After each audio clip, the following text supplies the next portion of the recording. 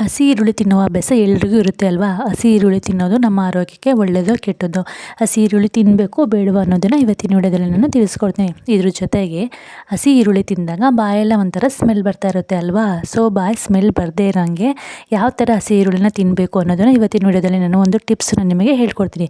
So ಇವತ್ತಿನ video ತುಂಬಾ useful ಆಗಿದೆ, ವಿಡಿಯೋ ಸ್ಕಿಪ್ ಮಾಡದೆ ಫುಲ್ ವಿಡಿಯೋ ನೋಡಿ. ಸೊ ಹಸಿ ಈರುಳ್ಳಿ ನಮ್ಮ ಶರೀರಕ್ಕೆ ಭಾಳ ಒಳ್ಳೆಯದು. ಹಸಿ ಈರುಳ್ಳಿ ನಮ್ಮ ದೇಹಕ್ಕೆ ಎಷ್ಟೆಲ್ಲ ಲಾಭ ಸಿಗುತ್ತೆ ಹಸಿ ಈರುಳ್ಳಿ ತಿನ್ನೋದ್ರಿಂದ ಅನ್ನೋದನ್ನು ಇವಾಗ ನಾನು ಹೇಳ್ತಾ ಹೋಗ್ತೀನಿ. ಹಸಿ ಈರುಳ್ಳಿ ತಿನ್ನೋದ್ರಿಂದ ಏನೆಲ್ಲ ಲಾಭ ಇದೆ ಅಂತ ಒನ್ ಬೈ ಒನ್ ನಾನು ಲಿಸ್ಟ್ ನಿಮಗೆ ಕೊಡ್ತಾ ಹೋಗ್ತೀನಿ.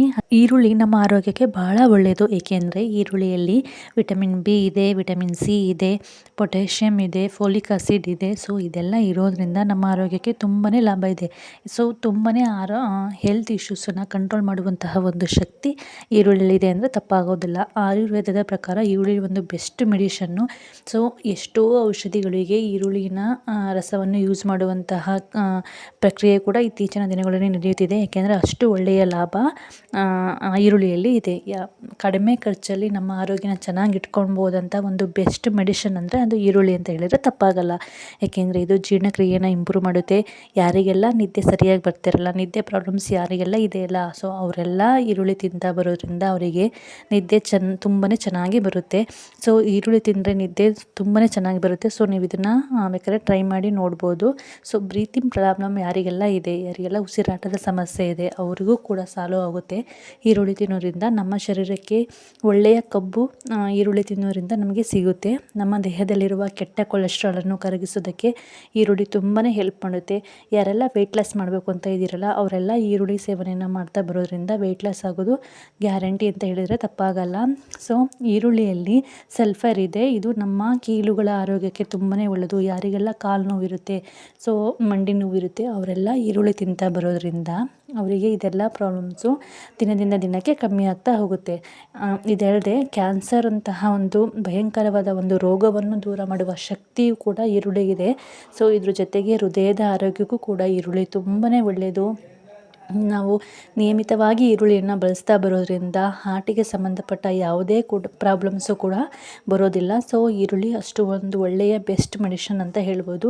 ಇದ್ರ ಜೊತೆಗೆ ತುಂಬಾ ಅಧಿಕ ರಕ್ತದ ಒತ್ತಡ ಯಾರಿಗೆಲ್ಲ ಇರುತ್ತೆ, ಸೊ ಅವರಿಗೆಲ್ಲ ಕಂಟ್ರೋಲ್ ಆಗುತ್ತೆ. ಹೈ ಬಿ ಪಿ ಇರುತ್ತಲ್ಲ, ಸೊ ಅದೆಲ್ಲ ಕಂಟ್ರೋಲ್ ಆಗ್ತಾ ಬರುತ್ತೆ ನಾವು ಈರುಳ್ಳಿನ ಸೇವನೆ ಮಾಡೋದ್ರಿಂದ.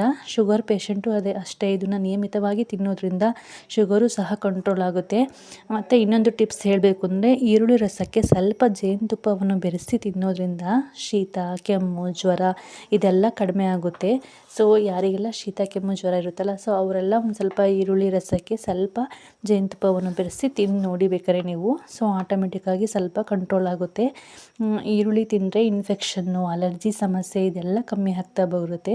ಇದ್ರ ಜೊತೆಗೆ ನಾವು ಈರುಳ್ಳಿಯನ್ನು ಸರಿಯಾಗಿ ಜಗಿದ್ಬಿಟ್ಟು ಒಂದು 3 ನಿಮಿಷ ತಿನ್ನೋದ್ರಿಂದ ಹಲ್ಲುಗಳ ಆರೋಗ್ಯಕ್ಕೂ ಕೂಡ ಬಹಳ ಒಳ್ಳೆಯದು. ಈರುಳ್ಳಿ ಜಗಿದು ತಿನ್ನೋದ್ರಿಂದ ನಮ್ಮ ಬಾಯಿಯಲ್ಲಿರುವಂಥ ಹಲ್ಲುಗಳಲ್ಲಿ ಇರುವಂತಹ ಕೆಟ್ಟ ಬ್ಯಾಕ್ಟೀರಿಯಾಗಳು ನಾಶವಾಗ್ತವೆ. ಸೊ ಹಲ್ಲುಗಳ ಆರೋಗ್ಯಕ್ಕೂ ಕೂಡ ಈರುಳ್ಳಿ ತುಂಬಾ ಒಳ್ಳೆಯದು. ಮೂಳೆಗಳನ್ನು ತುಂಬ ಸ್ಟ್ರಾಂಗ್ ಮಾಡುತ್ತೆ. ಸೊ ಮೂಳೆಗಳ ಆರೋಗ್ಯಕ್ಕೂ ಕೂಡ ಈರುಳ್ಳಿ ತುಂಬಾ ಒಳ್ಳೆಯದು. ಇವಾಗ ಯಾರಿಗೆಲ್ಲ ತುಂಬ ಹೇರ್ ಫಾಲ್ಸ್ ಆಗ್ತಿದೆ ಅವರಿಗೆಲ್ರಿಗೂ ಒಂದು ಟಿಪ್ಸ್ ಹೇಳ್ತೀನಿ. ಸೊ ಈರುಳ್ಳಿ ರಸವನ್ನು ನೀವು ಹಚ್ತಾ ಬರೋದ್ರಿಂದ ವೀಕ್ಲಿ ಒನ್ಸು ಅಥವಾ ವೀಕ್ಲಿ 2 ಸೊ ನೀವು ಈರುಳ್ಳಿ ರಸವನ್ನು ನಿಮ್ಮ ಕೂದಲಿಗೆ ಹಚ್ಚುತ್ತಾ ಬರೋದ್ರಿಂದ ಹೇರ್ ಫಾಲ್ಸು ಕಂಟ್ರೋಲ್ ಆಗುತ್ತೆ. ಕೂದಲು ಉದುರುವ ಸಮಸ್ಯೆ ನಿಮಗೇನಾದ್ರು ಇದ್ದರೆ ಈರುಳ್ಳಿ ರಸವನ್ನು ಕೂದಲಿಗೆ ಹಚ್ಚಿರಿ. ಇದರಿಂದ ಕೂದಲು ಚೆನ್ನಾಗಿ ಬೆಳೆಯುತ್ತೆ, ಕೂದಲು ಉದುರೋದು ಸಹ ಕಮ್ಮಿ ಆಗುತ್ತೆ. ನಮ್ಮ ಶರೀರದಲ್ಲಿರುವ ರಕ್ತ ಸರಾಗವಾಗಿ ಚಲನೆ ಮಾಡಲು ಈರುಳ್ಳಿ ತುಂಬಾ ಸಹಾಯ ಮಾಡುತ್ತೆ. ಹೃದಯ ಸಂಬಂಧಿ ಯಾವುದೇ ಥರ ಕಾಯಿಲೆಗಳು ಬರೋದಿಲ್ಲ. ಸೊ ಹಾಗಾಗಿ ಈರುಳ್ಳಿ ನಮ್ಮ ಆರೋಗ್ಯಕ್ಕೆ, ಹೃದಯಕ್ಕೆ ತುಂಬಾ ಒಳ್ಳೆಯದು. ಸೊ ಮೂತ್ರಪಿಂಡದಲ್ಲಿ ಏನಾದ್ರು ಕಲ್ಲಾಗಿದ್ದರೆ ಸೊ ಹಸಿ ಈರುಳ್ಳಿಯನ್ನು ಚಿಕ್ಕದಾಗಿ ಕಟ್ ಮಾಡಿ ಮೊಸರು ಜೊತೆಗೆ ನಾವು ತಿನ್ನೋದ್ರಿಂದ ಅದು ಕೂಡ ನಿವಾರಣೆ ಆಗುತ್ತೆ. ಹಸಿ ಈರುಳ್ಳಿನ ರೆಗ್ಯುಲರ್ ಆಗಿ ತಿನ್ನೋದ್ರಿಂದ ಪಚನ ಶಕ್ತಿ ಹೆಚ್ಚಾಗುತ್ತೆ. ವಾತವನ್ನು ಕೂಡ ಇದು ಬ್ಯಾಲೆನ್ಸ್ ಮಾಡುತ್ತೆ. ತುಂಬ ಸ್ಟ್ರೆಸ್ ಆಗ್ತಾಯಿತ್ತು, ತುಂಬ ಟೆನ್ಷನ್ ಆಗ್ತಾಯಿತ್ತು ಅಂದರೆ ಅಂಥವರು ಅಷ್ಟೇ ಹಸಿ ಈರುಳ್ಳಿ ತಿನ್ನೋದ್ರಿಂದ ಅದೆಲ್ಲ ಕಮ್ಮಿ ಆಗ್ತಾ ಬರುತ್ತೆ. ಎನರ್ಜಿನ ಇದು ತುಂಬಾ ಬೂಸ್ಟ್ ಮಾಡುತ್ತೆ. ಸೊ ಯಾರಿಗೆ ಹಸಿವಾಗೋದಿಲ್ಲ, ಇವಾಗ ಬೆಳಗ್ಗೆ ಟಿಫನ್ ತಿಂದಿರ್ತೀರ, ಮಧ್ಯಾಹ್ನ ಆದರೆ ಹಸಿವೆ ಆಗಲ್ಲ ಅಂತ ಹೇಳ್ತಿರ್ತೀರಲ್ಲ, ಅಂಥವರೆಲ್ಲ ಈರುಳ್ಳಿನ ತಿಂತಾ ಬರೋದ್ರಿಂದ ನಿಮಗೆ ಹೊಟ್ಟೆ ಹಸಿವು ಚೆನ್ನಾಗಾಗುತ್ತೆ, ಊಟನೂ ಕೂಡ ಚೆನ್ನಾಗಿ ಸೇರುತ್ತೆ. ಸೊ ನಾನು ಆವಾಗಲೇ ಹೇಳಿದಂಗೆ ಮೂಳೆಗಳ ಆರೋಗ್ಯಕ್ಕಂತೂ ಇದು ತುಂಬಾ ಒಳ್ಳೆಯದು. ಕೈಕಾಲು ನೋವು ಅದೆಲ್ಲ ಇರೋರಿಗೆ, ಮಂಡಿ ನೋವು ಇರೋರಿಗೆ ಅವರೆಲ್ಲ ಈರುಳ್ಳಿನ ಸೇವನೆ ಮಾಡ್ತಾ ಬನ್ನಿ.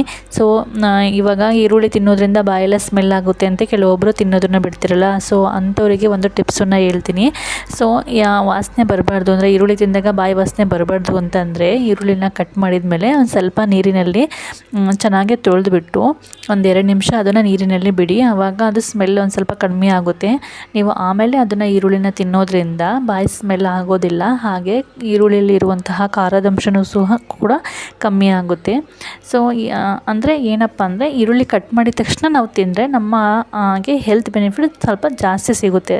ಸೊ ಈರುಳ್ಳಿನ ನಾನು ಹೇಳಿರೋ ಥರ ಯೂಸ್ ಮಾಡೋದ್ರಿಂದ ನಿಮ್ಮ ಆರೋಗ್ಯಕ್ಕೆ ತುಂಬಾ ಲಾಭ ಇದೆ ಗೈಸ್. ಸೊ ಈರುಳ್ಳಿನ ಯಾವ ಥರ ಯೂಸ್ ಮಾಡಬೇಕು, ಯಾವ ಥರ ತಿಂದರೆ ನಮ್ಮ ಬಾಯಿ ಸ್ಮೆಲ್ ಆಗಲ್ಲ ಅನ್ನೋದ್ರ ಬಗ್ಗೆ ಎಷ್ಟೊಂದು ಮಾಹಿತಿ ನಿಮಗೆ ಕೊಟ್ಟಿದ್ದೀನಿ. ಈರುಳ್ಳಿನ ಜಾಸ್ತಿ ಯೂಸ್ ಮಾಡ್ತಾ ಬನ್ನಿ. ಈರುಳ್ಳಿ ಜಾಸ್ತಿ ಯೂಸ್ ಮಾಡ್ತಾ ಬರೋದ್ರಿಂದ ಎಷ್ಟೆಲ್ಲ ಬೆನಿಫಿಟ್ ಇದೆ, ಯಾವೆಲ್ಲ ಕಾಯಿಲೆಗಳನ್ನು ನಿವಾರಣೆ ಮಾಡ್ಬೋದು ಅಂತ ನಾನು ಇವಾಗ ಆಲ್ರೆಡಿ ತಿಳಿಸ್ಕೊಟ್ಟೆ ಅಲ್ವಾ.